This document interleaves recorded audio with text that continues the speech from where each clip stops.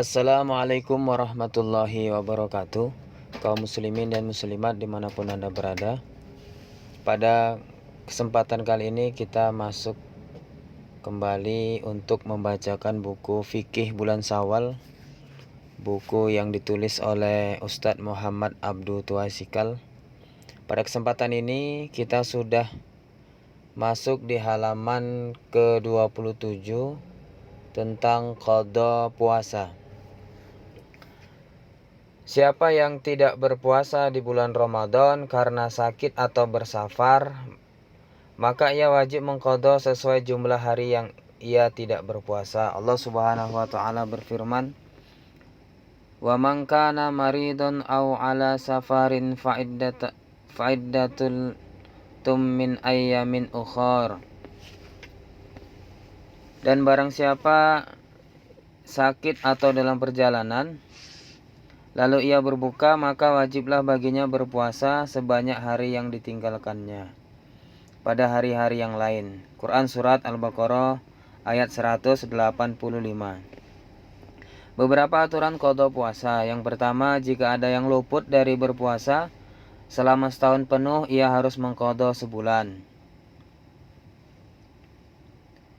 Saya ulangi, jika ada yang luput dari berpuasa selama sebulan penuh, ia harus mengqadha sebulan. Kedua, boleh puasa pada musim panas, diqadha pada musim dingin, atau sebaliknya. Ketiga, qadha puasa Ramadan boleh ditunda. Keempat, jumhur ulama menyatakan bahwa menunaikan qadha puasa ini dibatasi tidak sampai Ramadan berikutnya, kecuali jika ada uzur. Aisyah sendiri baru sempat mengqadha puasa di bulan Sya'ban karena sibuk mengurus Nabi SAW. Kelima, apabila ada yang melakukan qadha Ramadan melampaui Ramadan berikutnya tanpa ada uzur, maka ia berdosa.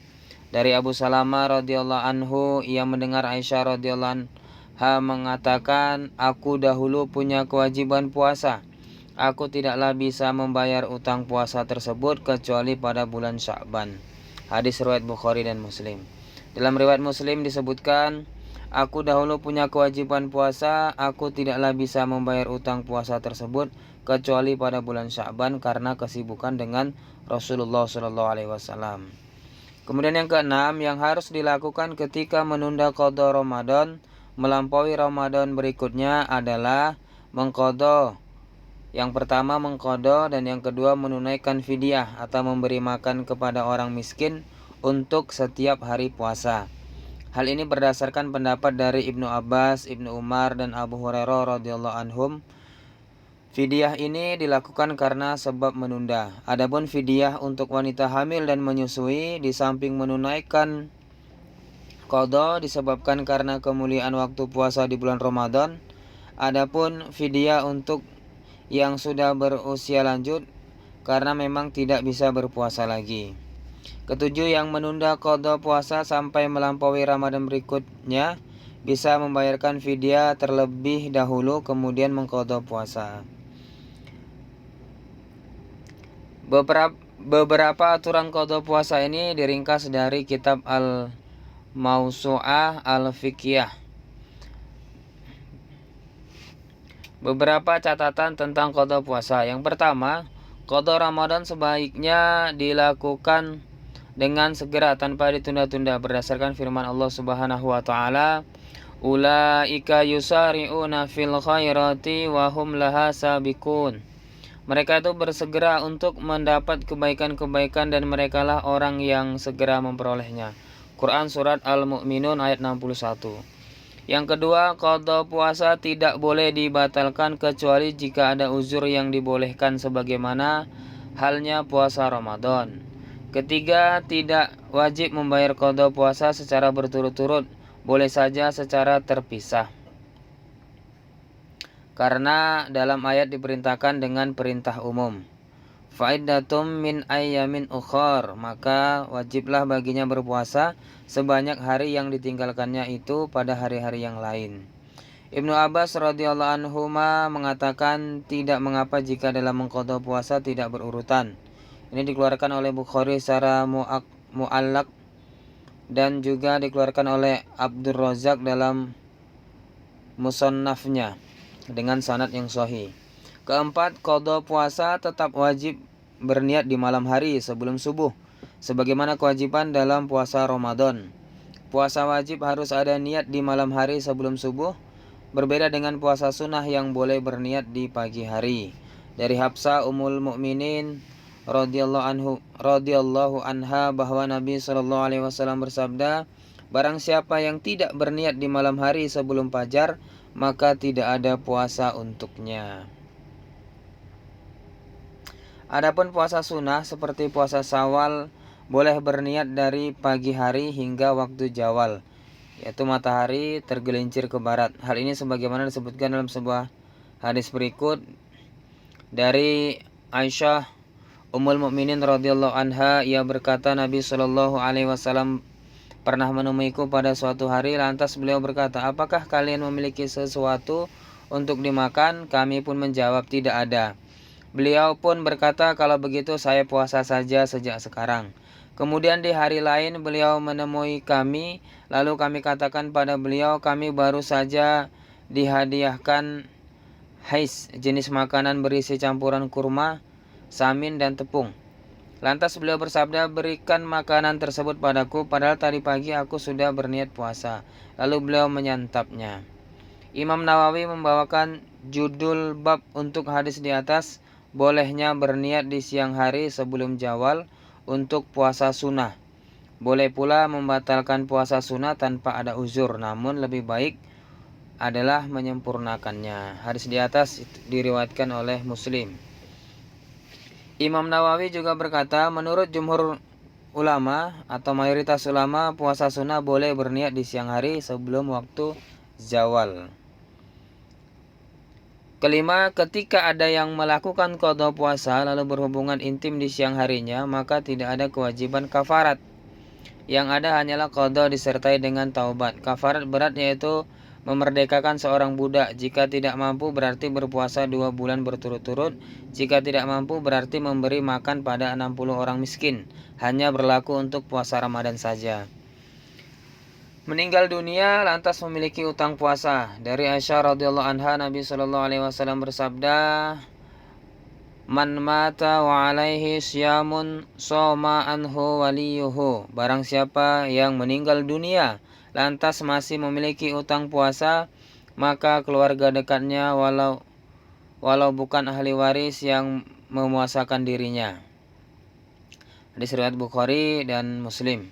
Begitu pula hadis dari Ibnu Abbas radhiyallahu anhuma, ia berkata, ada seorang pernah menemui Rasulullah sallallahu alaihi wasallam, lantas ia berkata, wahai Rasulullah, sesungguhnya ibuku telah meninggal dunia dan ia masih memiliki utang puasa sebulan. Apakah aku harus membayar qada puasanya atas nama dirinya? Beliau lantas bersabda, seandainya ibumu memiliki utang, apakah engkau akan melunasinya? Ia menjawab.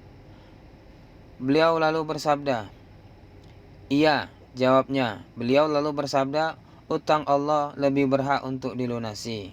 Hadis riwayat Bukhari dan Muslim. Pembahasan di atas adalah bagi orang yang tidak puasa karena ada uzur seperti sakit, lalu ia masih punya kemampuan dan memiliki waktu untuk mengqadha ketika uzurnya tersebut hilang sebelum meninggal dunia. Sedangkan bagi yang tidak berpuasa karena uzur lantas tidak memiliki kemampuan untuk melunasi utangnya, dan ia meninggal dunia sebelum hilangnya uzur atau ia meninggal dunia setelahnya, tetapi tidak memiliki waktu untuk mengqadha puasanya, maka tidak ada qadha baginya, tidak ada fidyah dan tidak ada dosa untuknya.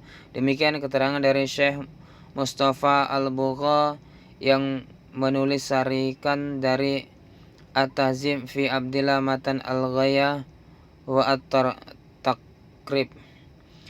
Intinya, orang yang dilunasi utang puasanya adalah orang yang masih memiliki kemampuan untuk melunasi qadha puasanya tetapi terlanjur meninggal dunia.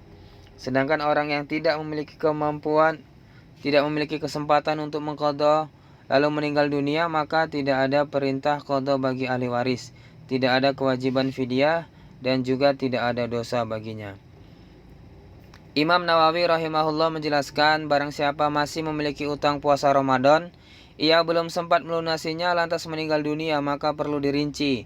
Jika ia menunda utang puasanya karena ada uzur lantas ia meninggal dunia sebelum memiliki kesempatan untuk melunasinya, maka ia tidak punya kewajiban apa-apa. Karena ini adalah kewajiban yang tidak ada kesempatan untuk melakukannya hingga meninggal dunia. Maka kewajiban itu gugur sebagaimana dalam haji. Sedangkan jika uzurnya hilang dan masih memiliki kesempatan untuk melunasinya tetapi tidak juga dilunasi hingga meninggal dunia, maka puasanya dilunasi dengan memberi makan kepada orang miskin, di mana satu hari tidak puasa memberi makan dengan satu mud. Al-Majmu. Dalil bolehnya melunasi utang puasa orang yang telah meninggal dunia dengan menunaikan fidyah atau memberi makan kepada orang miskin adalah beberapa riwayat sebagai berikut. Dari Ibnu Abbas radhiyallahu anhu ia berkata, jika seseorang sakit di bulan Ramadan lalu ia meninggal dunia dan melunasi hutang puasanya, maka puasanya dilunasi dengan memberi makan kepada orang miskin dan ia tidak memiliki qada. Adapun jika ia memiliki utang nazar, maka hendaklah kerabatnya melunasinya. Hadis riwayat Abu Daud. Al-Hafiz Abu Thahir mengatakan bahwa sanad hadis ini dhaif. Dari Ibnu Umar radhiyallahu anhuma dari Nabi Shallallahu alaihi wasallam, beliau bersabda, barang siapa yang meninggal dunia lantas ia masih memiliki utang puasa sebulan, maka hendaklah memberi makan menunaikan fidyah atas nama dirinya bagi setiap hari tidak puasa. Hadis riwayat Tirmizi.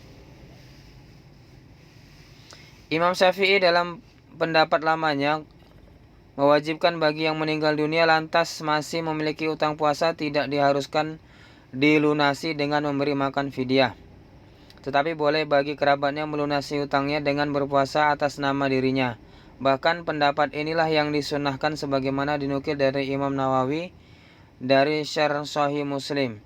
Kata Imam Nawawi, pendapat qadim dari Imam Syafi'i itulah yang lebih tepat karena hadisnya yang begitu kuat. Sedangkan pendapat Imam Syafi'i yang terbaru tidak bisa dijadikan hujah.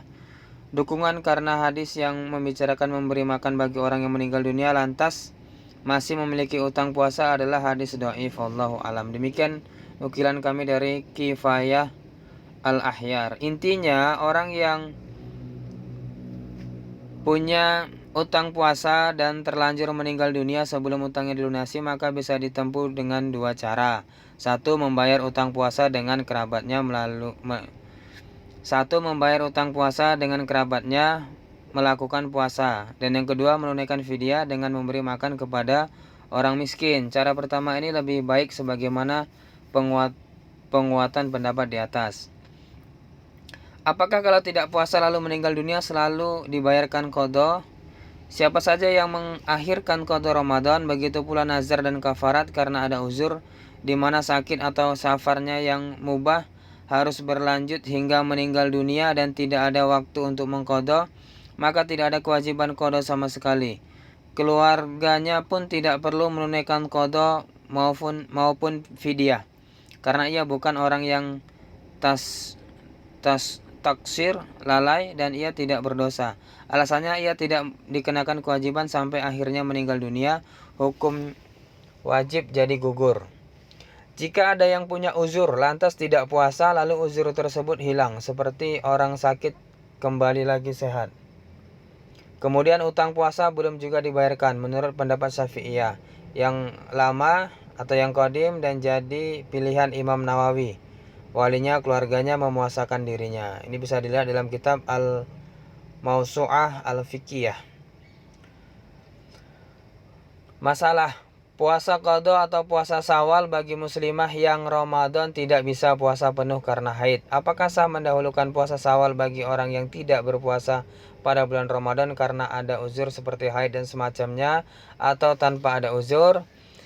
Jika ada yang tidak berpuasa di bulan Ramadan tanpa ada uzur, haram baginya untuk puasa Syawal. Qada puasa diperintahkan untuk segera dilakukan, hendaknya ia tidak disibukkan dengan puasa lain. Jika ada yang tidak berpuasa di bulan Ramadan karena ada uzur seperti haid, bersafar, sakit, dan semacamnya, dan tetap berpuasa Syawal, maka ia mendapatkan pokok pahala puasa, tetapi ia tidak mendapatkan pahala puasa sempurna setahun penuh seperti yang disebutkan. Yang baiknya dilakukan adalah berpuasa Ramadan sebelum melakukan puasa Syawal. Nabi Shallallahu Alaihi Wasallam menyebutkan tentang pahala puasa Syawal dengan kalimat, siapa yang berpuasa Ramadan lalu diikutkan dengan puasa 6 hari di bulan Syawal. Jika wanita yang mengalami haid di bulan Ramadan tetap melakukan puasa Syawal dahulu sebelum qada puasa, ia hanya mendapatkan pokok pahala puasa tetapi tidak mendapatkan pahala puasa setahun penuh. Hal ini juga berlaku bagi yang punya uzur lainnya di bulan Ramadan. Al-Alama Abu Zura Al-Iraqi rahimahullah berkata, bagi yang mendahulukan puasa Syawal dari qada puasa, ia akan mendapatkan pahala pokok sunnah puasa walaupun tidak mendapatkan pahala sempurna setahun penuh. Karena hadis menyebutkan mesti mendahulukan puasa Ramadan.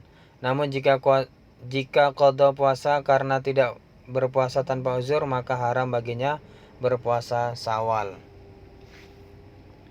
Apakah sah menggabungkan niat puasa qada Ramadan dan puasa 6 hari di bulan Syawal? Dalam hal ini dibedakan antara sahnya ibadah dan konsekuensi pahala. Dari sisi sahnya ibadah, siapa yang berpuasa dengan dua niatan maka puasanya sah, yang mendapatkan pahala pokok puasa.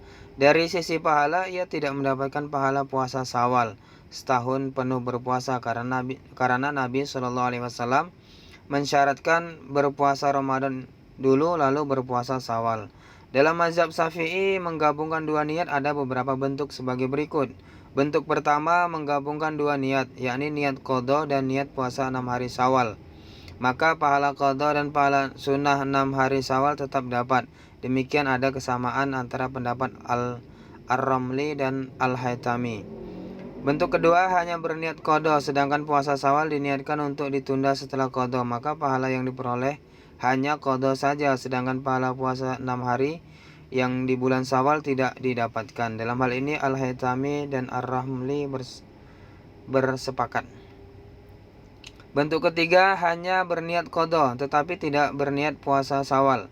Setelah qada, maka pahala yang diperoleh adalah pahala qada dan mendapatkan pahala puasa 6 hari Syawal sebagai jaminan. Karena maksudnya adalah menyibukkan diri dengan puasa pada bulan Syawal. Al-Haytami menyatakan untuk bentuk ini ia hanya mendapatkan pahala qada sebagaimana yang diniatkan. Kesimpulannya, siapa yang menginginkan pahala sempurna seperti puasa setahun penuh, hendaklah ia mendahulukan menunaikan qada puasa dari puasa Syawal. Adapun menggabungkan niat puasa Syawal dan niat qada atau mendahulukan puasa Syawal dari qada, puasanya sah, tetapi pahala sempurna puasa setahun penuh tidaklah diperoleh. Jika ingin mendapatkan pahala puasa setahun penuh, lakukanlah qada puasa lalu diikutkan dengan puasa 6 hari di bulan Syawal. Alhamdulillah, kita telah selesai membacakan bab qada puasa dari kitab fikih bulan Syawal. Semoga bermanfaat. Wassallallahu ala Muhammadin wa ala alihi washabbihi wasallim. Subhana rabbika rabbil izzati amma yasifun. Wassalamun alal mursalin walhamdulillahi rabbil alamin.